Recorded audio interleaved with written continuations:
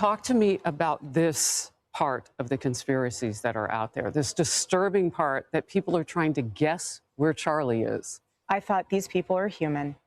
We are all grieving in our own way, and they are trying to find the answer to something that happened that was so evil. They are trying so hard, and I get that. We're doing the same. Anytime we hear a lead or anytime we hear anything, we send it to the authorities. Please dig into this. No rock will be unturned.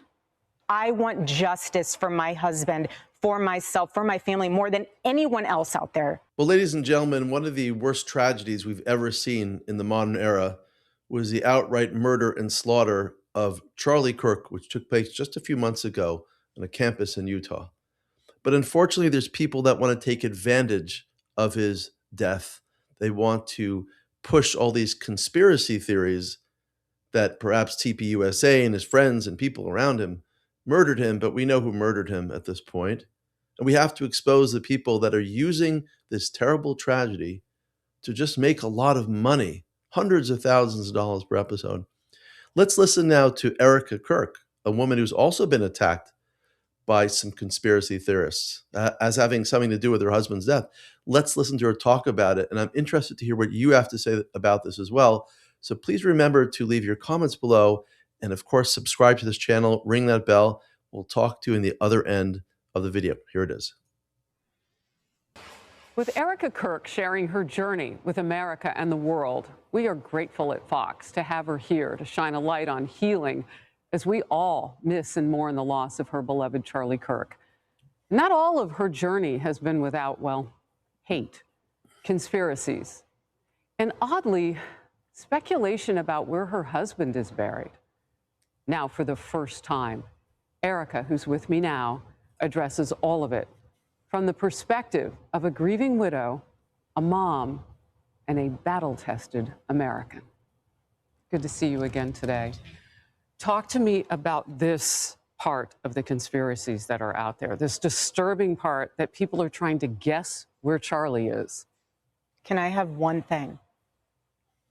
Can I have one thing? Can my children have one thing? Everything was public. We will be building the most beautiful memorial for my husband at Turning Point USA, and it will be for the world to see, and it will be spectacular, and it will have basically museum style for our Charlie, for my Charlie. But can I have one thing? Can my babies have one thing where we hold it sacred, where my husband is laid to rest, where I don't have to be worried about some secular revolutionary coming and destroying my husband's grave while my daughter is sitting there praying? One thing. This is my husband.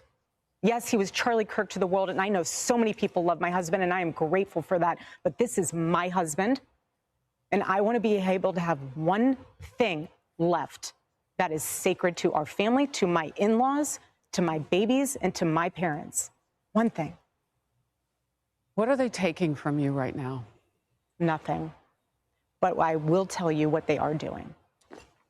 It reminds me so much of chapter 6 in the book of Nehemiah. He is building a wall, and the townspeople are at the base of that hill saying, Nehemiah, calling him all these names, saying all these things, come on down. Every single time he had the same message 4 times in a row. I cannot come down. I am busy building. That is how I feel. I do not have time to address the noise. My silence does not mean that I am complacent. My silence does not mean that somehow Turning Point USA and all of the handpicked staff that loved my husband and my husband loved them is somehow in on it. We are busy building. And you know what I thought? I thought these people are human. We are all grieving in our own way. And they are trying to find the answer to something that happened that was so evil. They are trying so hard. And I get that. We're doing the same. Anytime we hear a lead or anytime we hear anything, we send it to the authorities. Please dig into this. No rock will be unturned. I want justice for my husband, for myself, for my family, more than anyone else out there. So for me, you want to keep telling me to come down while we're building? I don't have time for that. But here's my breaking point on that.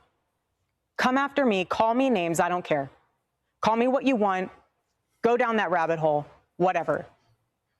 But when you go after my family, my Turning Point USA family, my Charlie Kirk Show family, when you go after the people that I love, and you're making hundreds and thousands of dollars every single episode going after the people that I love because somehow they're in on this, no. You know, I have to say it. I've never seen you like this. No, this is righteous anger because this is not okay. It's not healthy. This is a mind virus. Yes, I believe in our judicial system. I do. We have a hell of a team working on this. Excuse my French. But this is not okay. So you want to put these people back in the box where they've been creeping from? I don't care what box you're in. But just know that your words are very powerful and we are human. My team are not machines and they're not robots. They are human. We have more death threats on our team and our side than I have ever seen. I have kidnapping threats. You name it, we have it. And my poor team is exhausted. And every time they bring this back up, what are we supposed to do? Relive that trauma all over again? They watched my husband get murdered. I have no idea how I would have reacted if I was there that day. And thank the good Lord that I did not have to see that happen. But my team, they are rocked to the core. So why every single day do they have to be dragged through the mud, analyzed, hyper-analyzed?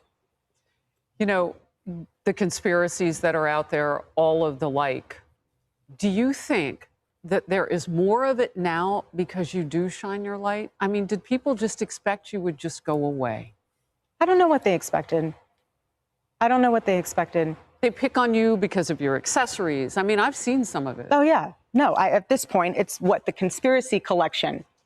Get it before Christmas. Like, seriously. Wow. If you want to find and pick me apart, go right ahead. I do not care. I don't. This was happening before Charlie was murdered. Both of us have been through the ringer of people will call you whatever they want to call you. They will. But I have seen it firsthand impact the people that I love, and I'm done. I'm done. And if people think that I was just going to wilt away, I'm not going to sit in a corner and cry and be in fetal position. This is a duty to my husband, and it's an absolute honor, and I will never back down. And so my message to them is to stop. To stop. And that's what we will say here on Outnumbered 2. God bless you. Hold up your book. Stop in the name of God. Amen. Wow, she's an incredible woman and unfortunately is gone through a tragedy that no one should ever know in their lifetime. The loss of her husband, the loss of the father to her children, the loss of Charlie Kirk, what it means to the United States. He would have been a future senator of the United States, a future president of the United States, an inspirational leader that brought tens of thousands, perhaps millions of people back to God, back to spirituality, back to religion, back to a stronger America, back to supporting the land of Israel as well. And after his death, many people that just wanted to capitalize on the tragedy to make money from him, create all types of horrific conspiracy theories, Tucker Carlson and Candace Owens, and these people just want to make money, whether they're being paid by Qatar or other people at this point, it's unknown. But what a tragedy. But Erika is just such a great, powerful woman. She has deep, deep faith. She quoted the Bible, Nehemiah, about the rebuilding of Jerusalem. The people scoffed him when he was rebuilding it, but he did rebuild the second temple. And Erika deserves to be listened to as a wife, as a mother, as one of the future leaders of the United States as well. Unfortunately, there's people that want to use this opportunity to destroy that which is good. But as you see, the interviewer says that it's powerful when you spread light. Sometimes there's a lot of resistance. And we know that a little light can dispel a lot of darkness in the world. Let's hope Erika, her mission continues. She convinces people to back off and stop utilizing her tragedy and to begin to allow her husband to die peacefully, allow her husband's message to live on in the United States, to influence the great things that we're facing, the great crises that we're facing, the challenges of being alive in America in this generation. We need people like Charlie and his great wife, Erika, to lead people towards a moral clarity about what it means to be an American, to be a religious American, to uphold sacred values for the United States. And I'm also interested to hear, of course, what you have to say about this tragedy, and Erika, Kirk. So don't forget to write your comments below. And of course, subscribe to this channel and ring that bell for notifications. And we'll see you in the next video.